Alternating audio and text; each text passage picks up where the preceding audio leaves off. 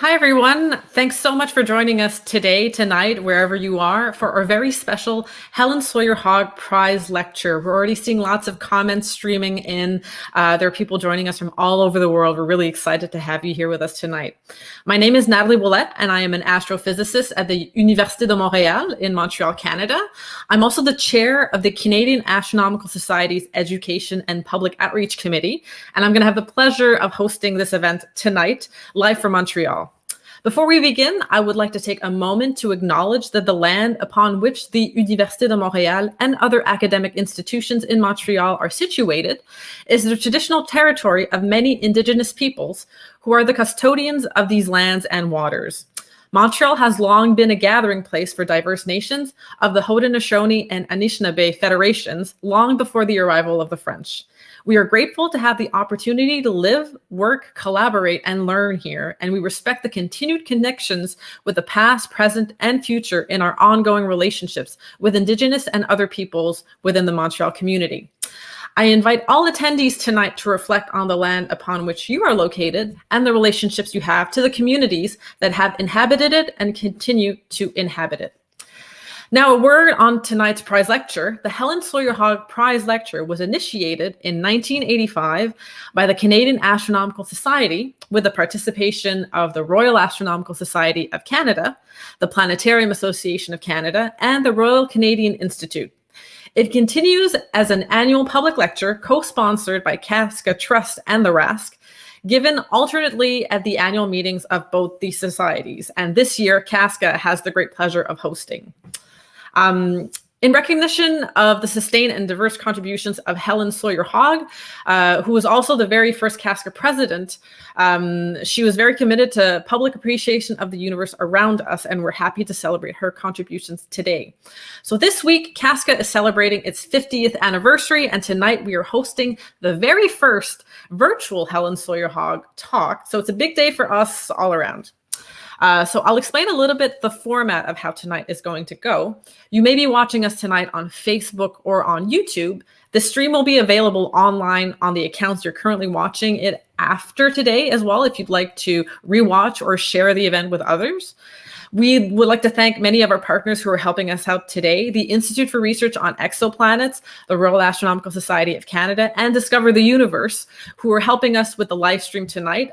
They have astronomers at the helm of their accounts, and they're ready to interact with you in the chats. Our speaker, Professor Andrea Ghez, will be giving a presentation, which will then be followed by a question and answer session.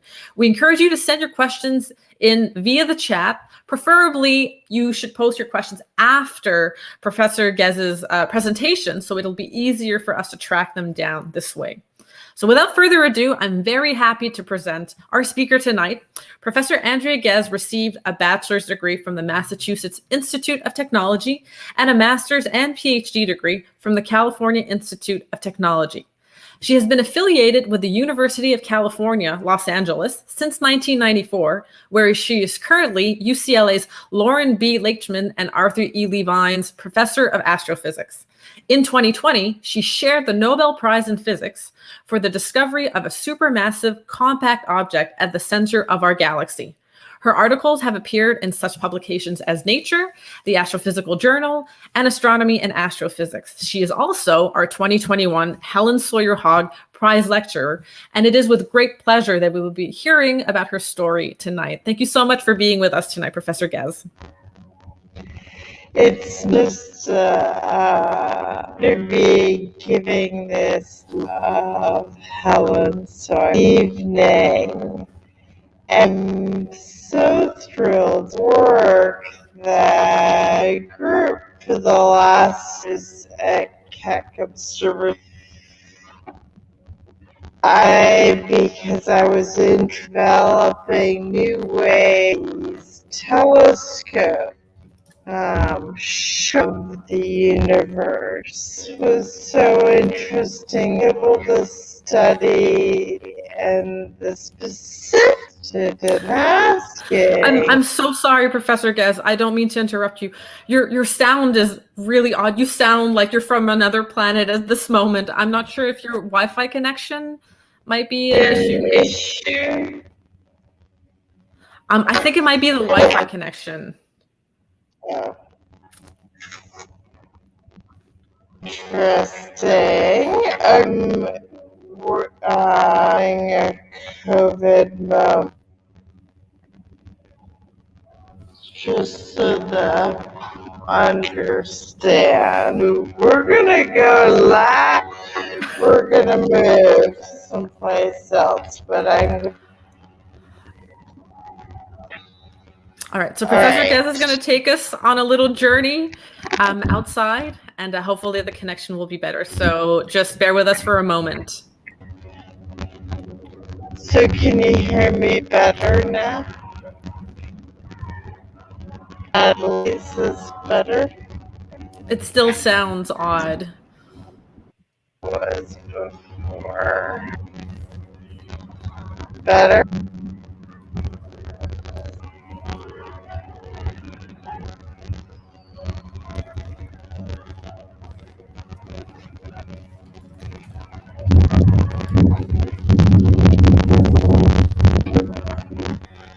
Better. Oh, there's still a sort of odd echoey sound. So maybe what we would recommend is for you to leave the stream and then immediately jump right back on. Maybe that'll clean things up. Let me just.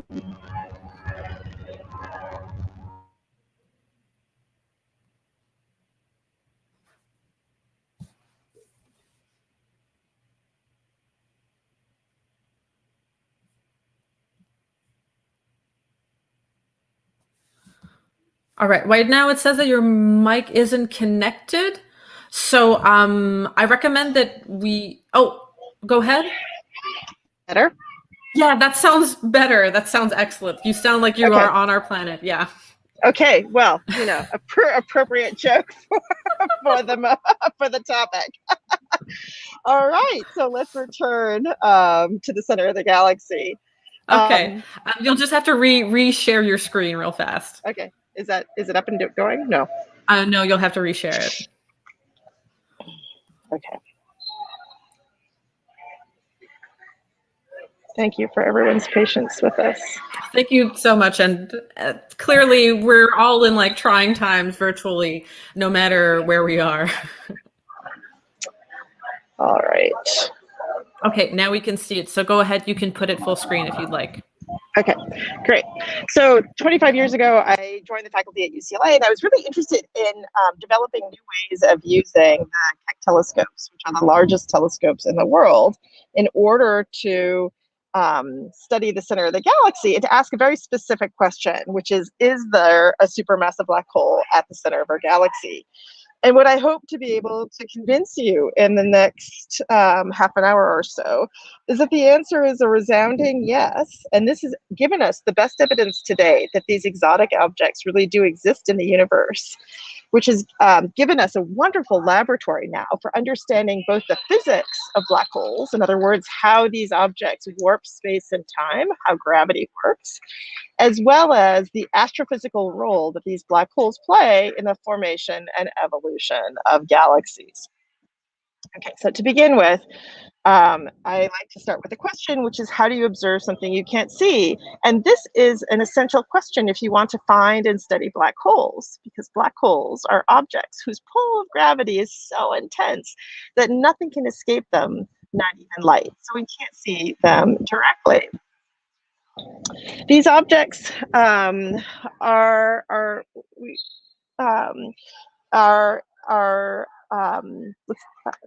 well, a blank slide seems appropriate to describe a black hole since we can't see them directly.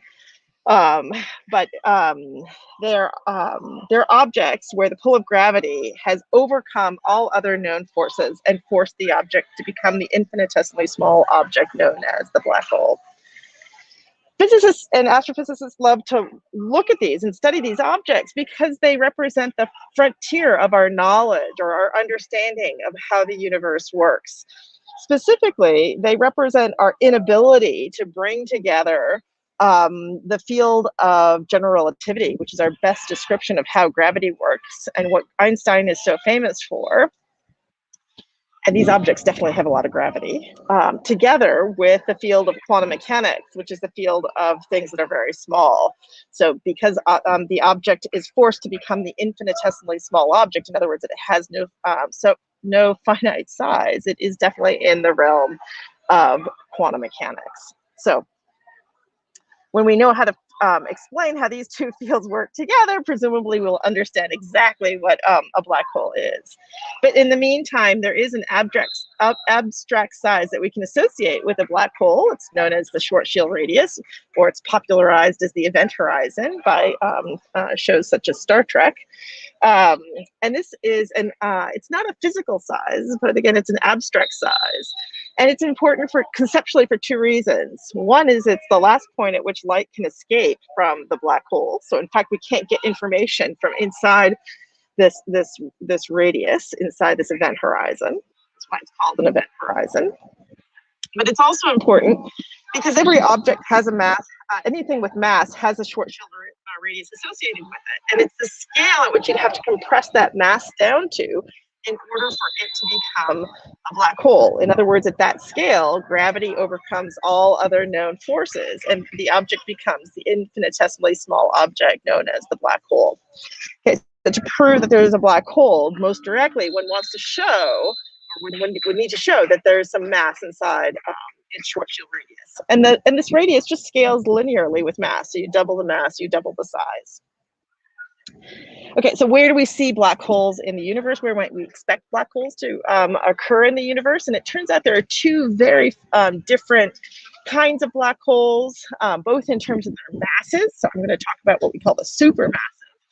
But these two different classes of black holes also represent two different ways in which scientists approach their work. And it's a really lovely contrast.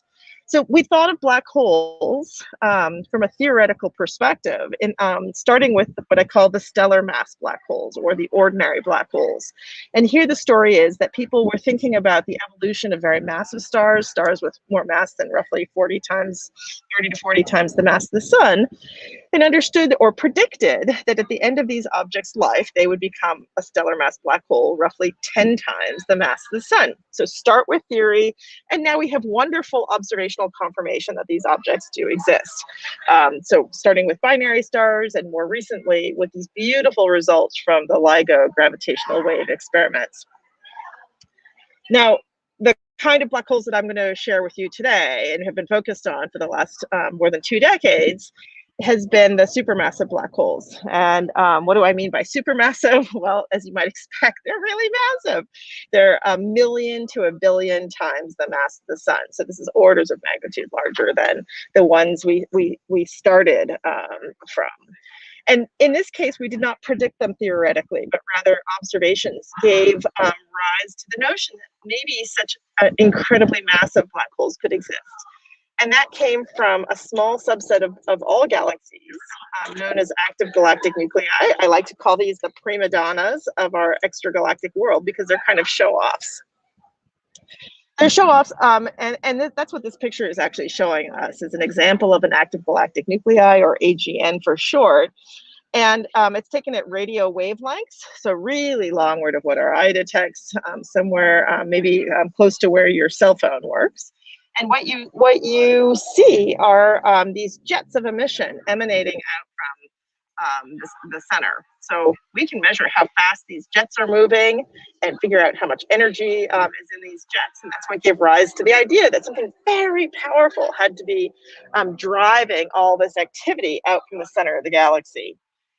In addition to these unusual emission in the jets, we also see that there's unusual light coming out from the center of the galaxy. And this light is unlike stars, gas, or dust that we see at optical wavelengths. And again, it was hypothesized that perhaps this was really hot material just outside the event horizon, or rather matter just falling onto the black hole or through that event horizon boundary. So in some sense, you could say that we're seeing the dining habits of these massive black holes. Now that gave rise, these are only roughly 10% of all galaxies in the universe.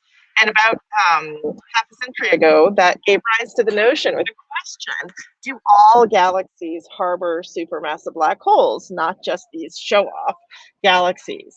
And that quickly led to the question whether or not our galaxy, which is a completely ordinary garden variety galaxy, nothing special about it, galaxy could also support one. So in looking at this question, we're both asking about the existence in this environment, but also trying to demonstrate that these really massive black holes do exist in the universe. Now, galaxies are primarily made of stars and gas, and they're flattened disk-like structures. And if we could get outside of our own galaxy and look back, this is very much what our own galaxy would look like. Our sun lives about halfway out from the center to the edge of the galaxy, actually in one of these spiral arms. And the nice analogy I like to make here is that our sun and our solar system basically lives in the suburbs of our galaxy, where everything is pretty spread apart. The distances between stars is quite wide, everything's pretty calm. And where we're going to look for this supermassive black hole is in the downtown urban hub of our galaxy. So in the center of the galaxy, the density of stars goes up, it gets very crowded, things move fast. And almost every description, any way you could describe the characteristics of a galaxy gets more extreme as you head towards the center of the galaxy. It's a very astrophysically intense and fascinating place. Now, our viewpoint on the center of the galaxy is an interesting one because while the advantage is that it's the center of our galaxy is the closest center of a galaxy that we'll ever have to study, the next closest galaxy is 100 times further away. We do have the challenge of having to look through the plane of the galaxy to be able to perceive what's at the center. So this is a photograph taken from the side of Mauna Kea, Hawaii, so on the big island of Hawaii. And what you can see beautifully is the plane of the galaxy. So all this white light are the stars in our galaxy. So that's the plane of the galaxy. Now, what you will hopefully also notice is that there's a lack of light running down the center of this plane. And that comes from the dust, which is also in the galaxy. So stars, gas, and dust are the three primary constituents. And the dust is very good at blocking light, in particular light that is has a wavelength that corresponds to what our eye detects. So if you think about photons, which are light packets, only 1 out of every 10 billion photons that merging from the center of the galaxy makes it to us. So it's really blocked. Now, if you go to the infrared, and that's what the wavelengths that I study, and in fact, in general, it's the area in which UCLA has focused a lot of energy in terms of the technology development. The infrared is really good because if you go to just infrared is just longward of what your eye detects. All the work that I'm going to show you today, for the most part, is focused at 2 microns. It's roughly where your TV remote control works. And at those wavelengths, only roughly 1 out of every 10 photons makes it to us. So at these wavelengths, you can actually perceive what's at the center of the galaxy. So being able to see or detect infrared light is really essential for doing this work at the center of the galaxy. Now, the basic approach of this experiment has been to unveil the black hole through looking at its gravitational influence on things that surround it, and in particular, the way the stars move. Stars move under the gravitational influence of the black hole for the very same reason that the planets orbit the sun. If we could measure the orbits of, and we can measure the orbits of the planets, each planet would tell us the mass of the sun. So that's, remember, in terms of proving that there's a black hole, we need a mass, and then we need to show that mass is confined to some region. And the size of the orbit tells you the radius that you confine the mass to. Okay, so we want to see the stars that are as close to the center of the galaxy as possible. And this tells you why I've been particularly interested in getting access to the Keck telescope. So I really consider myself to have my dream job in working at a university that has access to this. The Keck telescopes are co-owned by the University of California and Caltech, and there's also a partnership with NASA. And the way we characterize these telescopes, or any telescope in general, is by the size of the primary mirror, the mirror that collects the light. The mirrors of these telescopes are roughly 10 meters in diameter, and to give you a sense of scale, that's roughly the width of a tennis court. So these are incredibly large. And in fact, there was new technology developed in terms of segmenting this the telescope, as opposed to having, sorry, not the telescope, but the mirror, in order to get to that scale. Now, there are what I like to call two campaign promises of big telescopes. The first campaign promise is that you should be able to see fainter and fainter things for building a ever larger telescope. And that has been easily achieved as we've gone to larger and larger telescope size, including Keck. But the aspect of these telescopes that I'm particularly interested in has been much harder to achieve. And that aspect is the ability to see fine detail with a larger telescope. The ability to see what I say, what we call is, you improve your angular resolution. And the analogy I like to make here is, if you consider the technique of pointillism, where you paint with dots, and as you walk closer to those paintings, you improve your ability to see the individual dots. Well, having a bigger telescope diameter improves our ability to see the details on the sky. Now, the challenge for achieving this second campaign promise is actually the atmosphere. It's good for us. It allows us to survive here on Earth, but it is a total headache for astronomer and astrophysicists trying to observe the universe. So if there were no atmosphere, this is actually some of the earliest data that I collected on the center of the galaxy. If there were no atmosphere here, each of these 5 bright stars would be the small size of the smallest structures dancing around, and these 5 stars would be rock solid. But because of the atmosphere, they look like bug splat patterns that are constantly changing. And there are 2 useful analogies for understanding both the problem and the solution that I like to give. The first is that you can think of the atmosphere, the Earth's atmosphere, like a river. So if you think of a river and trying to measure a stone at the bottom of the river, that river that's constantly moving distorts our images or our view of the bottom of the river. So that's the problem with the atmosphere that we see here. Another analogy that can be useful is to think of the atmosphere as a circus funhouse mirror. So it makes you look distorted, and one of the things we want to do is figure out how to undo those distorting effects. So I've spent a lot of my career working on techniques for taking the blurring effects out of the Earth's atmosphere. This animation shows very nicely how those techniques work. Those 5 bright stars that we were looking at a moment ago, those bug splat patterns, if you take a long exposure, longer than 1/10 of a second, which is how long those other images were, they just look like blobs. But by doing these various techniques, and in fact, there's been a huge evolution of these techniques over the last 20 years. So in fact, not only has this project been helped with patients for reasons that you're going to see in a moment, but it's been hugely helped or assisted by the tremendous progress in high resolution imaging techniques that have happened over the last 2 or 3 decades. Now, today, the more advanced techniques, so actually, let me back up for a second. The first 10 years, we used what I'm going to call a hardware simple or inexpensive solution that just took a lot of short exposures. And then we did something that was computationally challenging, which is that in post-processing, to pull out what the object is versus what the atmosphere is constantly doing to you. In the last 10 years, we've used a hardware solution,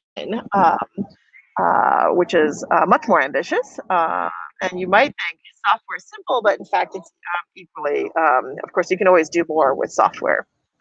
All right, so this hardware solution in the last 10 years has been fascinating because it was really advanced by a declassification that occurred in the early to mid 90s in the military. Of course, the military also cares about looking up and down through the atmosphere, but as the astronomical community was making progress and in these techniques, there was a decision to declassify what was already known in the military community. So at this point, it really just became a matter of providing sources that were bright enough to tell us how to move the what we call the adaptive optics system, and that's what gave rise to these lasers. And I can talk more about that later if people are interested in learning more. Today, we have succeeded better than we could possibly have imagined, and being able to correct for the blurring effects of the Earth's atmosphere.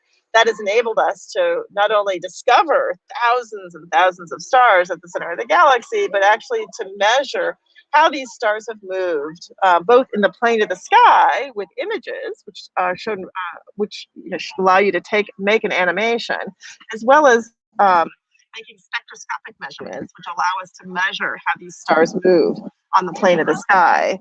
And at this point, I do like to take a pause to just share with you that while this today seems quite straightforward and quite obvious, when we first proposed this experiment, it was actually turned down by the review committee, because the review committee felt that our techniques, which were new and radical at the time, would not work at Keck Observatory. And even if they did, we wouldn't discover stars. And even if we did, we wouldn't see them move. So it gives me great pleasure to be able to share this animation and to share with you also that our vision at that time, 25 years ago, or now 26 years ago, was just to measure how these things move in little line segments for the first 3 years. So it's rather amazing that this 3-year project has now turned into a much more ambitious project, thanks to how well all of this has worked and the huge progress that has been made with the development of the technology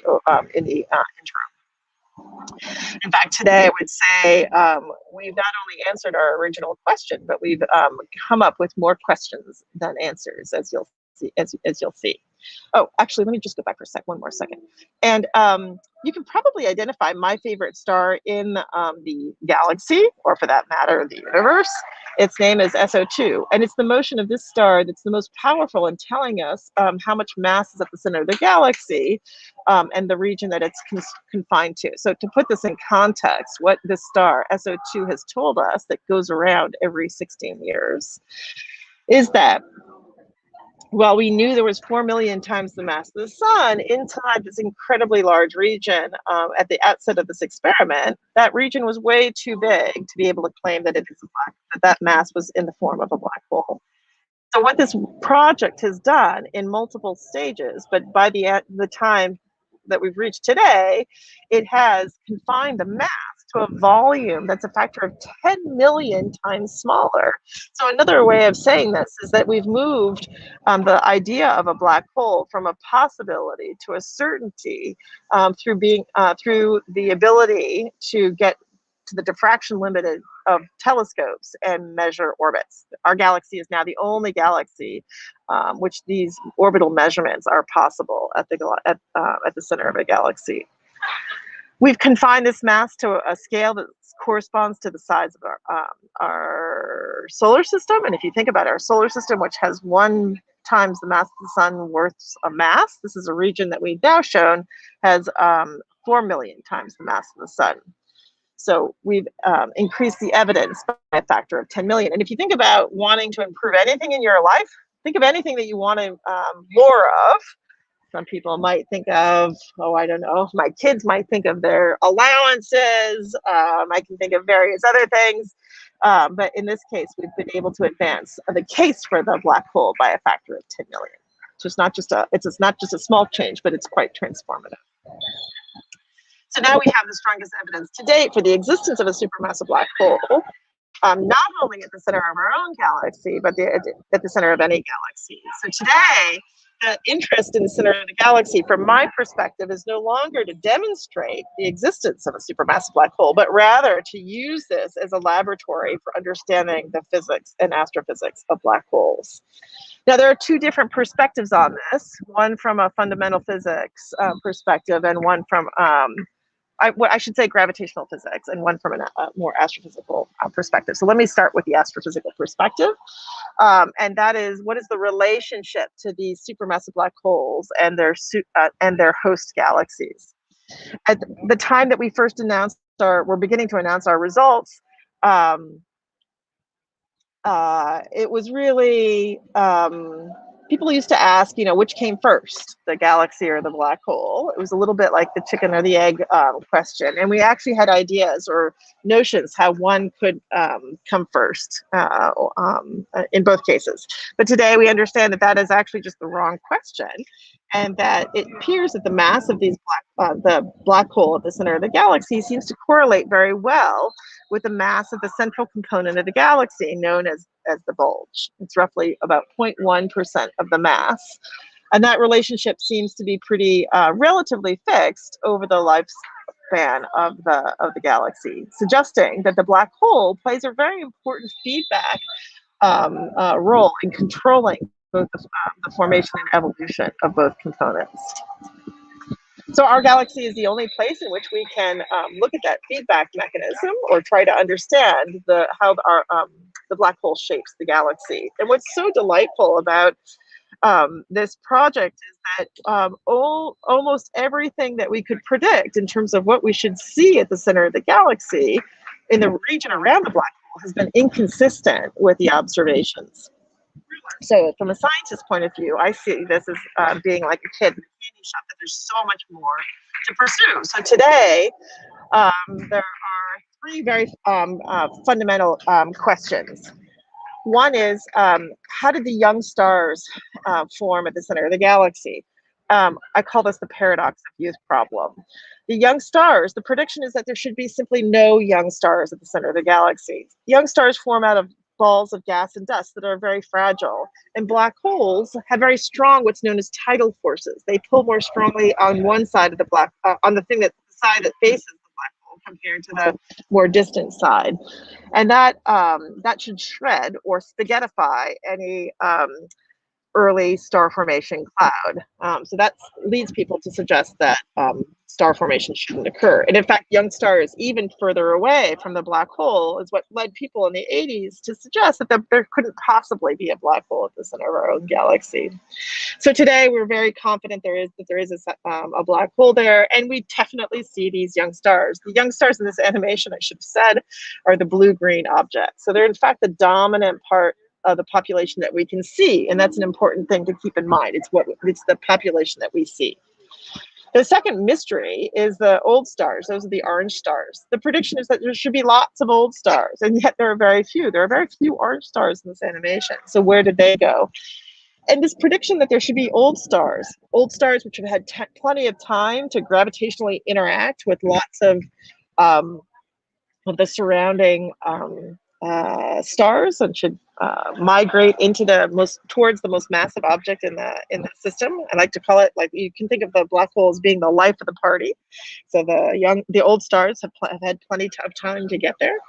And in other galaxies, we look for that concentration of light from the old stars as a way of revealing the presence of central black holes. So this dearth of old stars is actually quite perplexing. And then the third mystery that really has me quite intrigued is the magenta objects. These are objects that are actually being tidally torn apart. We can actually see that process happening. We can see it.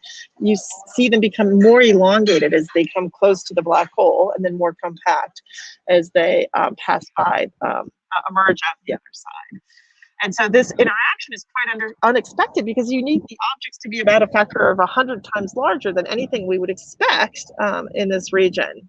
So that is what I would call a third line of questioning, which is the tidal interaction. And what I actually think is happening here, or at least it's my best bet to date, is that these are binary stars that have been driven to merge by the supermassive black hole.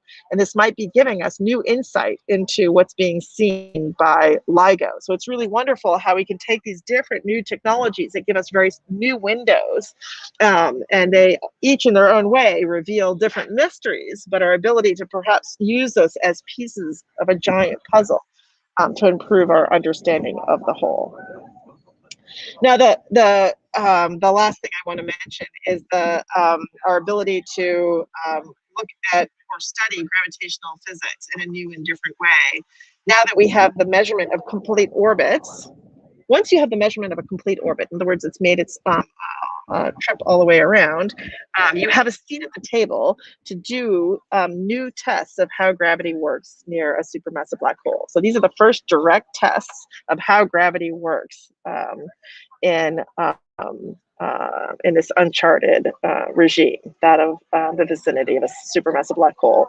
What this funnel thing shows, and we often see this in science museums, that's the funnel, shows or depicts the mixing of space and time that occurs when you approach the event horizon of a black hole, and that's the inner part of this funnel. So as you get closer and closer to the black hole, what we think of as separate entities here on Earth, space, 3 dimensions of space, and the 1 dimension of time, which are, in our common sense experience, decouple, become commingled.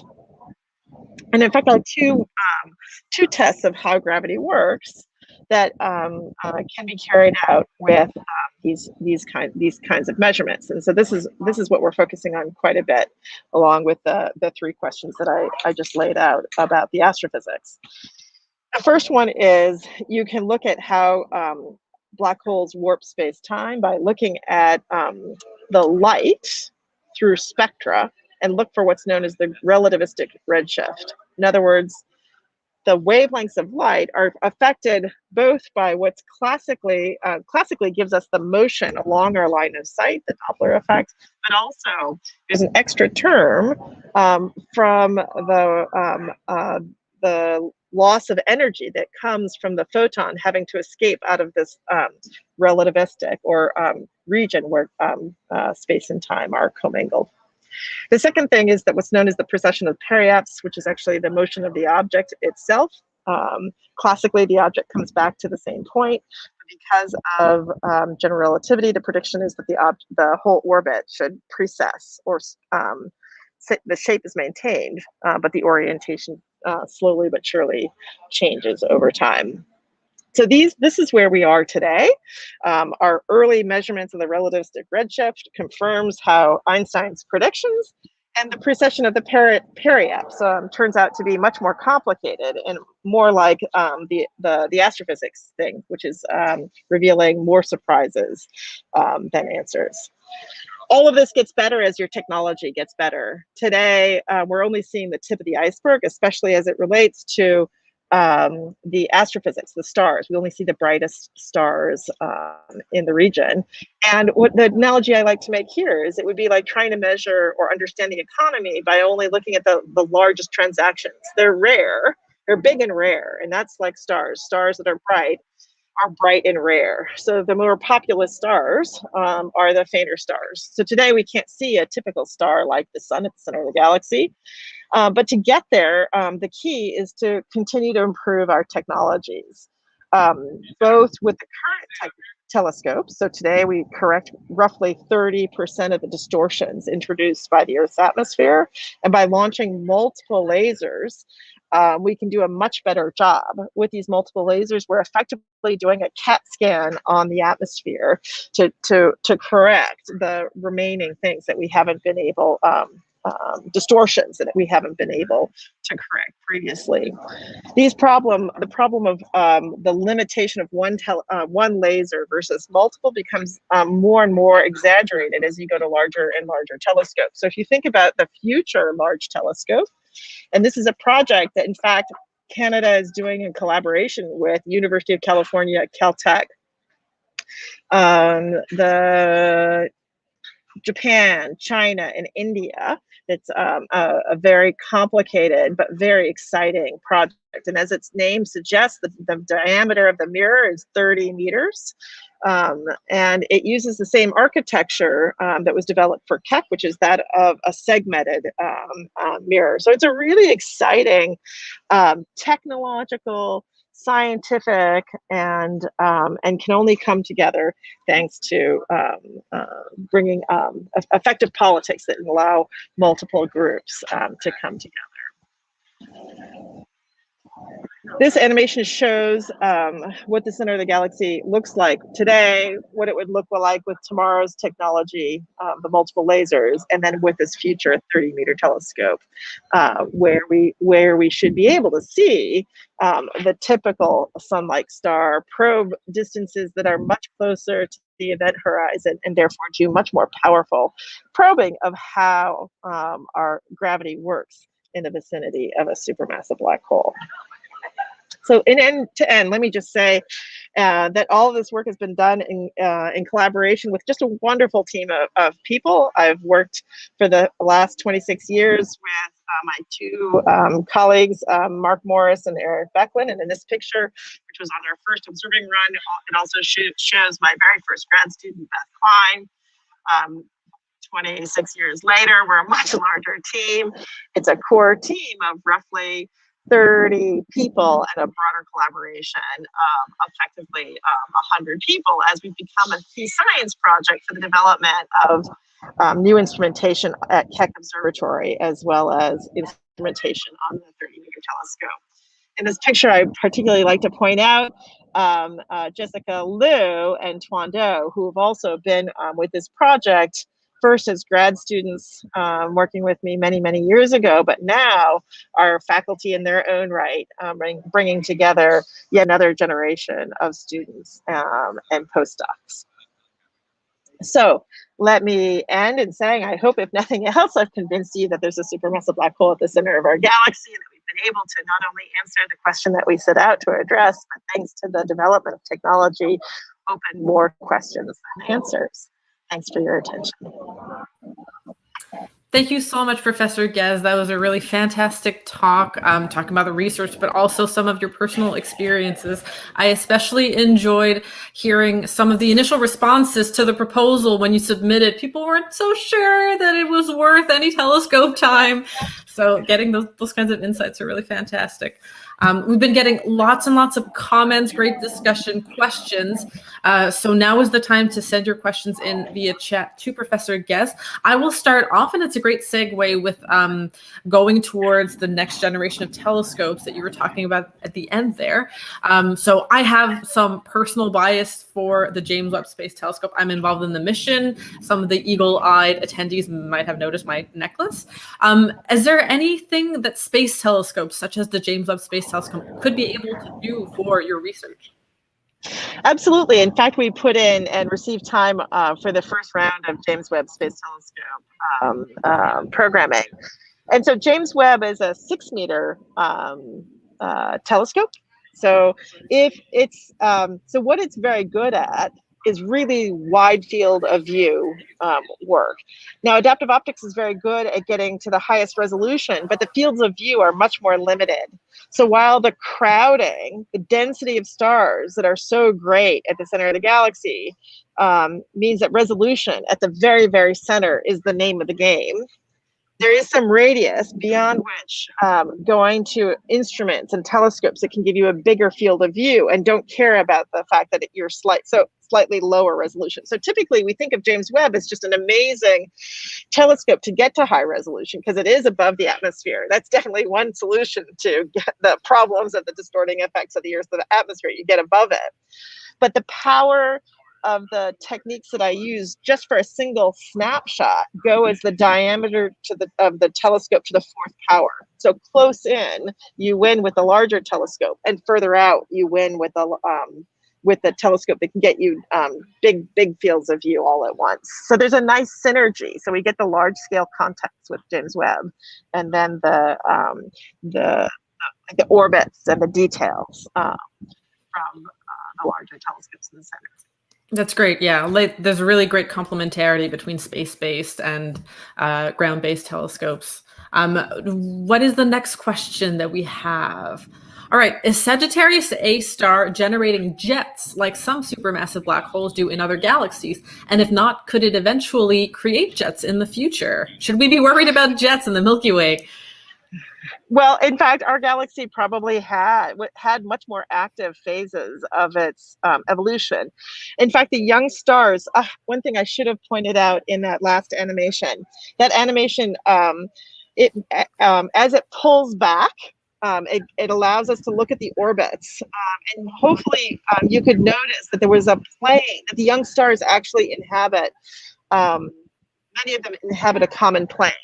And one of our thoughts, or common thought about what's happening here, well, there's still a lot of debate, is that there was a pre-existing disk of gas that gave rise to the young stars. At that point, the black hole was also probably accreting a lot more material than it does today, which could easily power the tremendous jets, like as are seen in other galaxies. And there are some clues that may have happened. There's phenomena at the largest scales, at the gamma rays, in a structure known as the Fermi bubble, that is suggestive of something being blown out that might have been driven by something like that. And there's also what's called X-ray light echoes on molecular clouds that suggest that in the relatively recent past, our galaxy's black hole might have been much more active in the past than it is today. When you say relatively recent, how recent are we talking? Well, the big bubbles, which need a lot of energy, actually corresponds to a time scale to roughly the age of the young stars, which is just a few million years. So that's a story that's coherent. The X-ray light echoes are much closer, and but not as energetic. So it's suggestive of something much, like a little burp, or maybe 100 years ago. Mm-hmm. And you definitely see emission coming from just outside the event horizon. I mean, that's another thing that has been discovered in the infrared, as well as at X-ray and radio wavelengths. You can see very faint equivalent of the brightness associated with, Sagittarius star, as the Sylvain is asking here. Sagittarius star is an emissive source, and that's presumably matter just outside the event horizon. Mm-hmm. And our next question.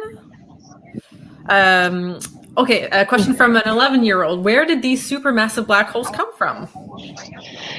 So that's what we want to know too. And in fact, this is an area in which our thinking has changed a lot, that sort of chicken or the egg question. So the fact that the black holes seem to have this connection with the mass of the galaxy suggests that whatever formed the galaxy formed the black hole at the same time. And our thinking today about the formation of galaxies is that, the universe started as big, not much.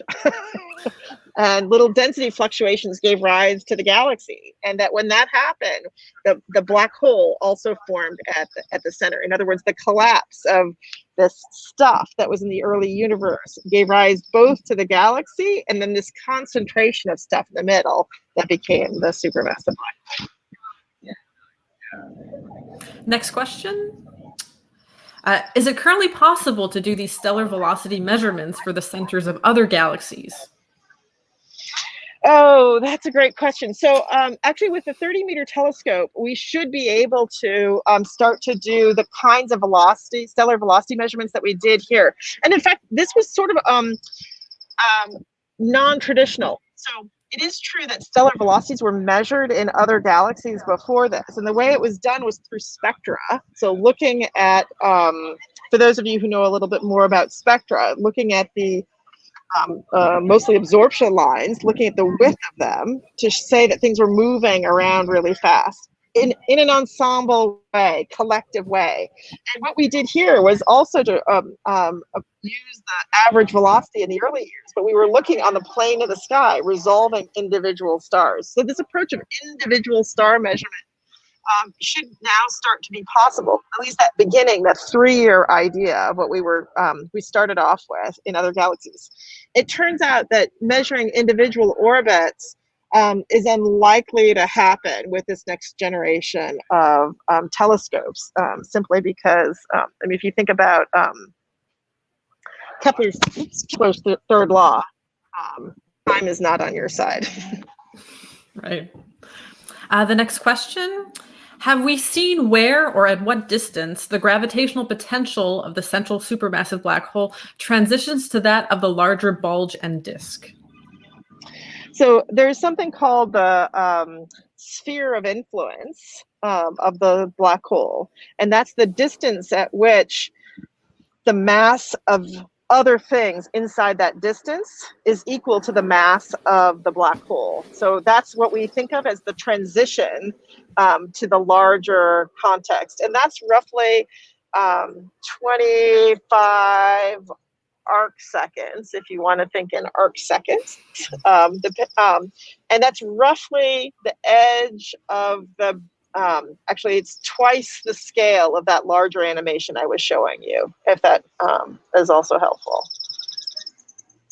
Yeah, this is often a question I find hard to answer because we're trying to convey how much mass and gravity and energy is in this little area. But at the same time, then people start asking, well, is the entire galaxy going to fall into the supermassive black hole? But not really, because it's still rather localized. Yeah. Yeah, it's true. I mean, in some sense, it's like you could say, well, black holes have a bad reputation, right? They're sort of depicted as this like evil, dangerous thing, but in fact, we're going to be totally unaffected. That's why I want to point out here in the suburbs of our galaxy, it doesn't stretch all the way out. That's right. The next question.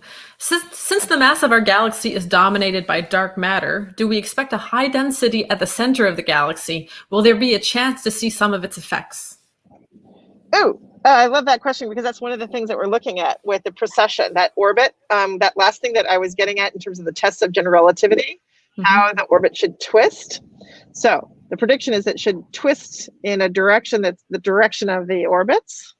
But in fact, if it goes the other way, that might be the signature of dark matter. And in fact, the early results, the thing that's not making sense to me right now, this is not ready for publication, but the early results suggest that maybe the object is going the other way. So this is a fun part of the experiment because it's the experiment where you don't know whether or not you've made a discovery or a mistake.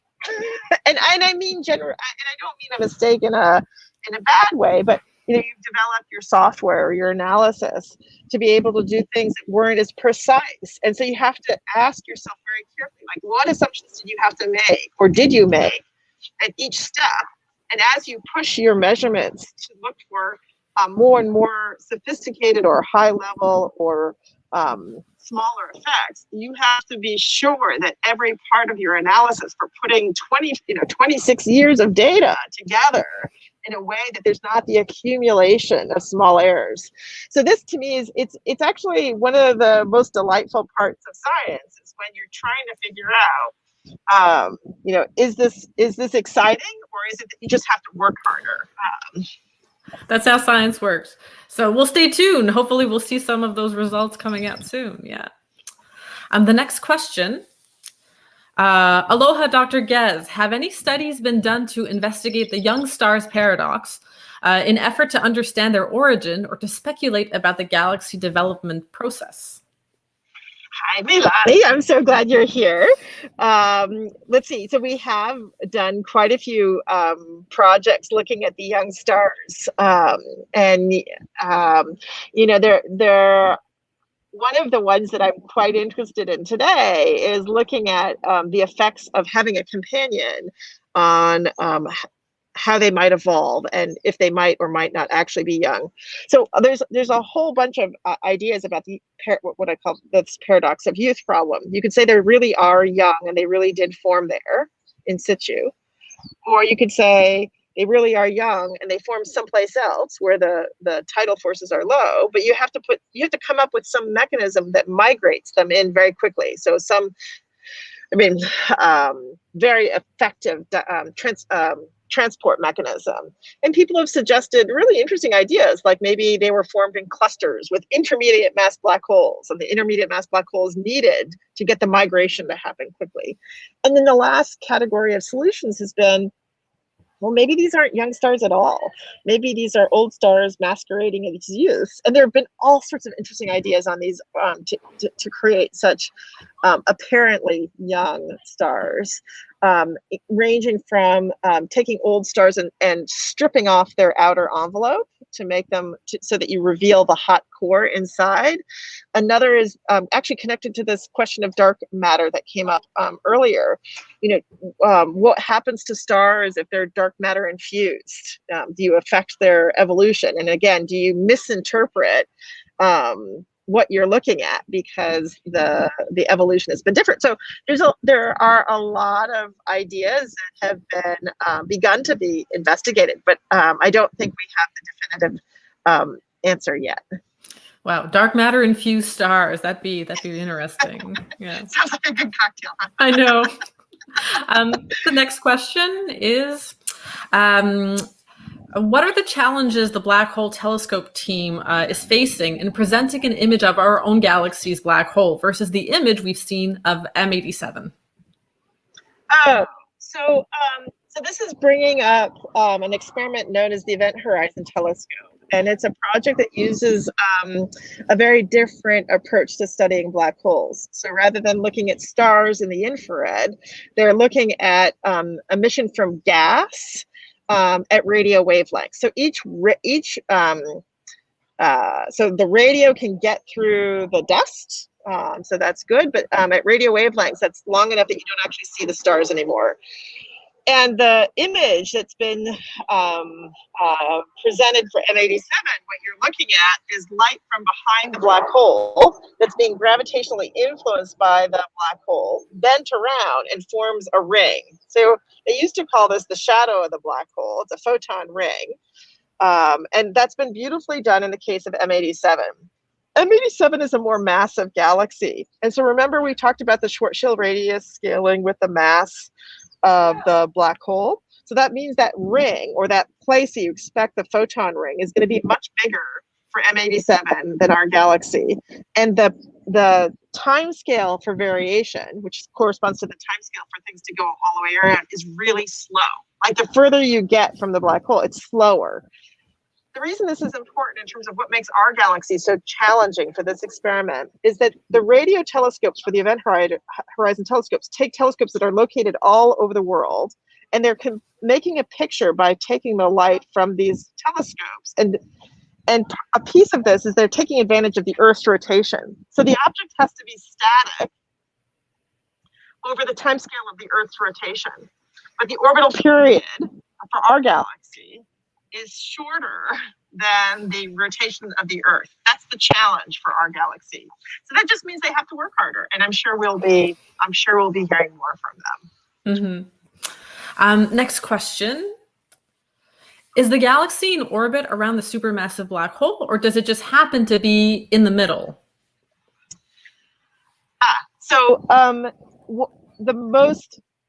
It's another perspective question. So the most massive things tend to sink to the middle. So our galaxy is in orbit around the black hole. And then you could also ask, like, how close to the center is it? And we today think that it's been around for a long enough time that it really does define what's called dynamical center of our galaxy. Mm-hmm. The next question: how is it possible to have dark matter in the center of the galaxy when it's normally distributed around the outskirts of the galaxy? So great. Okay, so we discovered dark matter in the outskirts of our galaxy because it's the same physical principle that orbits of things tells you how much mass is inside it. At the outskirts of the galaxy, as you just keep going out, the orbits of satellites suggest that there's more and more mass, even though the light trails off, like what you infer from stars. So that was the discovery of dark matter, was from what's going on at the edge. Now, it is true that, like this, at the beginning of the lecture, I mentioned that the density of stars goes up as you go to the center of galaxies, but you also expect the density of everything to go up as you go to the center of the galaxy, including dark matter. So it is in the outskirts, which is where it was discovered, but it also pervades our entire galaxy and should also increase in density as you go to the center. That's right. So in the room where everyone is right now, in your own individual room, there's maybe something like 1 particle of dark matter, but there's just so much other stuff. The dark matter is just completely outnumbered. But out in the outskirts, there's almost no normal matter, so the dark matter dominates out there. Another question. Is there a way for us to test theories such as the holographic principle and string theory on the black hole in the center of our galaxy? It's a great question. I don't know. Good luck. I mean, yeah, it would be great. And, so I think one of the hopes of string theory is that it could sort out the dilemma of how to make general relativity work with quantum mechanics. But today, that solution of string theory is working on a scale that's so much smaller than anything probed by observations today. I think it's sort of outside the reach of our experimental capacities. Yeah. I'll round out the questions with a final one from myself. I know that there are a lot of young people that are listening to us, and do you have any advice for them who are looking to go into astronomy, astrophysics, study black holes in the future? Go for it. All your passions. And don't be afraid of hard work and bumps in the road. Science is not always linearly in one direction. Sometimes you got to make mistakes. Two steps back, 3 steps forward. As long as you're moving forward in the end, it's good. So we're going to wrap up tonight's event here. Huge thanks to you, Professor Andrea Ghez, for sharing your story and your knowledge with us tonight, and taking us on a mini tour of UCLA, perhaps. And thank you to Casca, to Rask, and our other partners for all of their help. And thanks to you for tuning in, for your time, your attention, and your questions. Everyone, I hope you take care, be kind to each other, and stay safe. Have a good night.